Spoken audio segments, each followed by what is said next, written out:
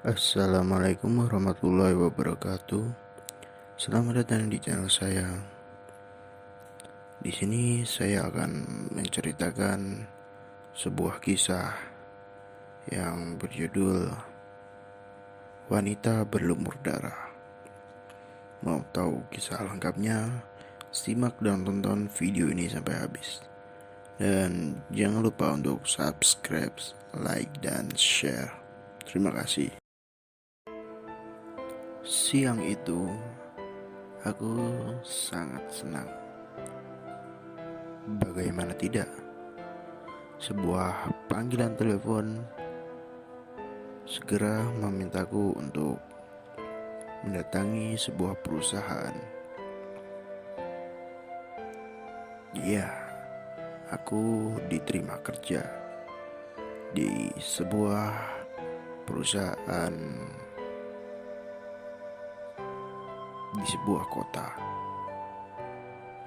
Setelah berkali-kali aku mencoba mencari pekerjaan dan selalu gagal. Di sebuah pabrik pembuatan kertas di kota Kudus, Jawa Tengah. Di kota inilah kelak aku menjumpai suatu peristiwa yang mana masih aku ingat sampai saat ini.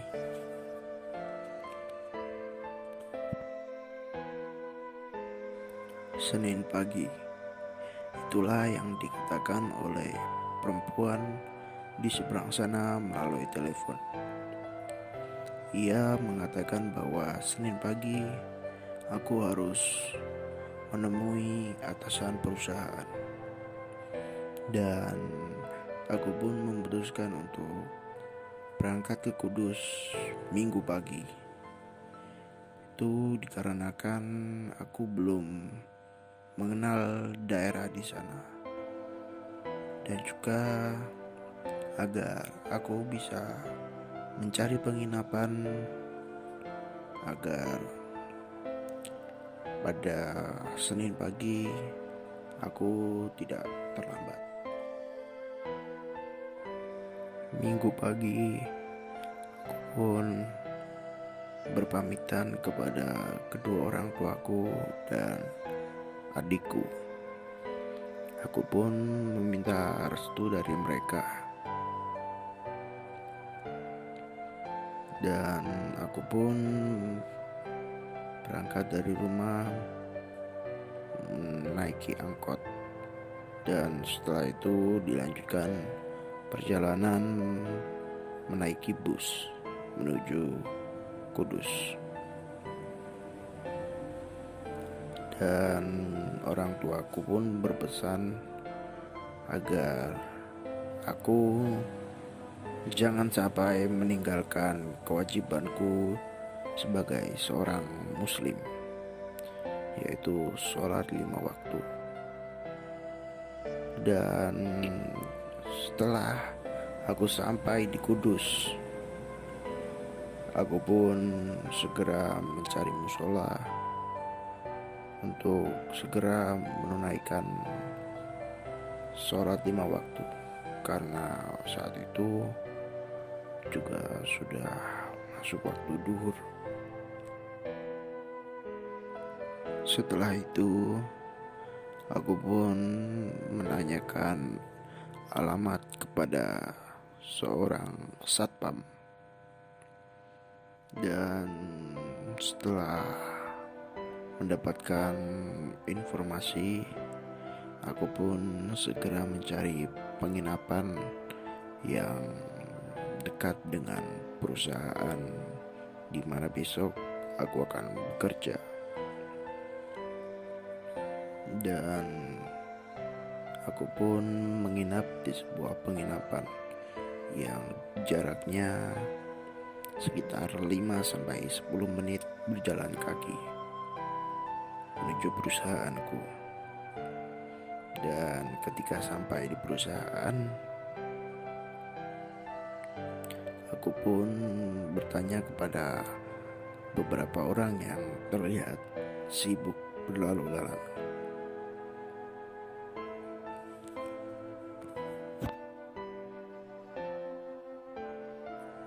Setelah berbasa-basi dengan beberapa pekerja, aku pun diantar oleh seorang wanita yang mana aku yakini bahwa wanita tersebutlah yang meneleponku beberapa hari yang lalu.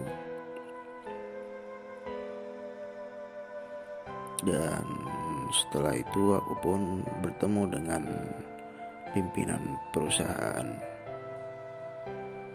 Kami pun ngobrol dan pimpinan tersebut menanyakan beberapa hal kepadaku.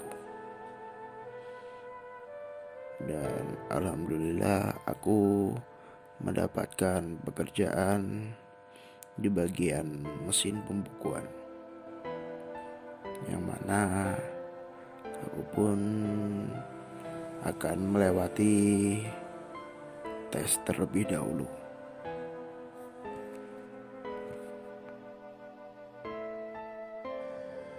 Pimpinan perusahaan menyarankan agar aku segera mencari kontrakan atau kos-kosan, karena besok aku sudah mulai bekerja.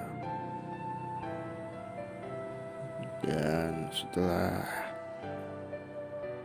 kembali dari perusahaan, aku pun mencari kos-kosan atau kontrakan. Dan setelah beberapa lama aku bolak-balik karena belum juga menemukan kos-kosan ataupun kontrakan, aku datang ke sebuah rumah yang cukup besar, yang mana rumah tersebut disewakan untuk kos.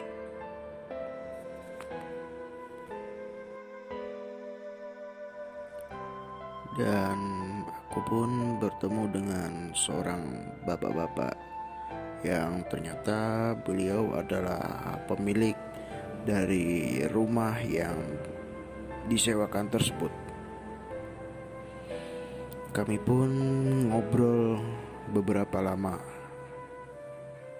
dan ternyata rumah itu adalah milik kakak dari bapak-bapak tersebut, yang mana kakak dari bapak-bapak tersebut tinggal di Jakarta.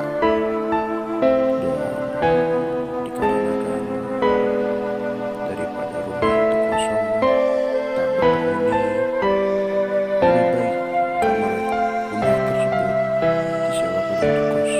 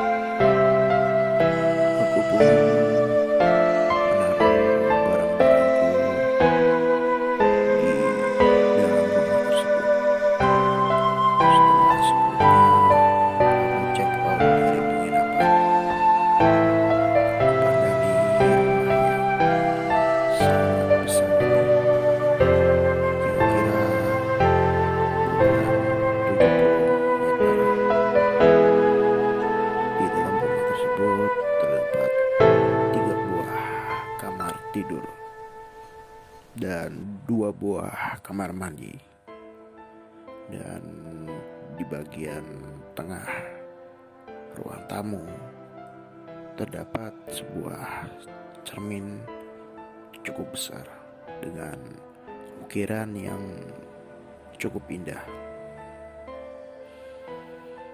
Setelah itu aku pun mulai memilih kamar, dan aku memilih kamar yang paling depan.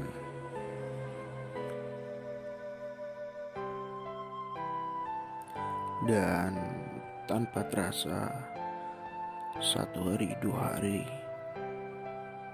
bahkan 2 minggu aku ngekos di rumah besar tersebut. Masih belum ada seorang pun yang menempati kamar kos yang masih kosong itu. Aku berpikir, karena pada malam hari sangat menyeramkan suasananya sendiri di rumah yang begitu besar.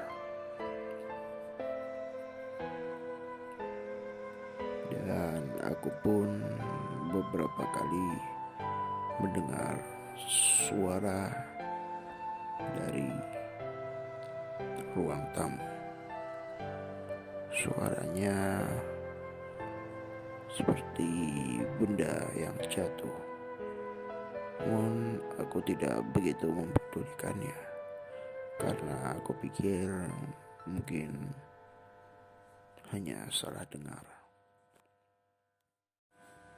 Saat itu pukul 12 malam.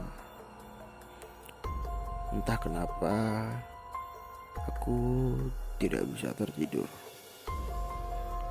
Mata ini sangat susah untuk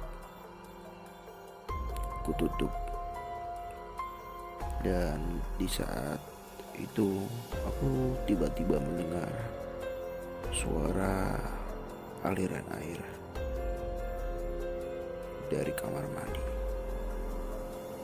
Aku yakin bahwa sebelumnya aku sudah menutup keran di kamar mandi, dan aku menuju salah satu kamar mandi yang aku yakini suara keran tersebut berasal dari situ.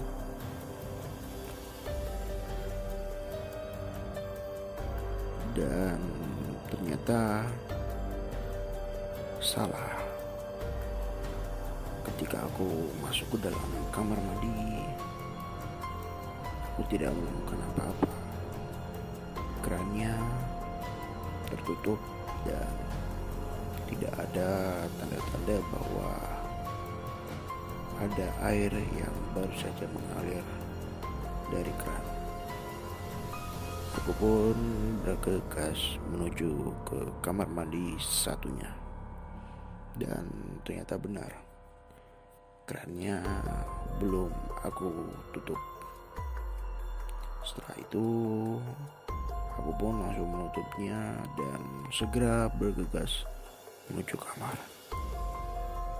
Namun tiba-tiba aku mendengar suara air dari keran yang kembali terbuka.